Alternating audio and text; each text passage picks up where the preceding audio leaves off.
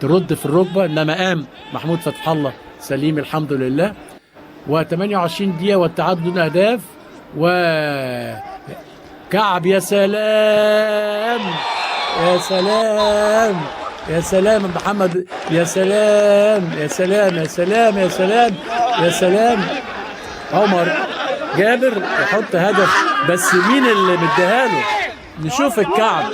الكعب بتاع مين؟ الكعب بتاع مين في الدقيقة 28؟ عمر جابر في الدقيقة 28 من الشوط الثاني يتقدم الزمالك بهدف جميل. بص الكعب ده من محمد ابراهيم، وانطلاقه في العمق وهدف جميل. شفتوا بقى الهات وخد والتمرير السريع؟ ادي الكعب اهو، احد الكعوب النهارده، وادي الثقه، وحط هدف جميل قوي محمد ابراهيم.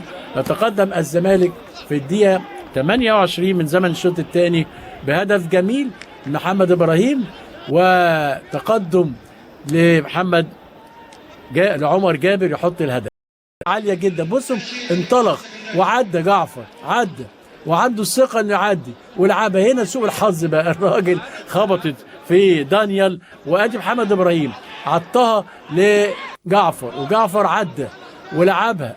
انما انا عجبني قوي جعفر النهارده، تخبط الكوره في محمد رضا ومحمد والسيد فريد اللي كان بيغطوا عشان تصبح النتيجه 2-0.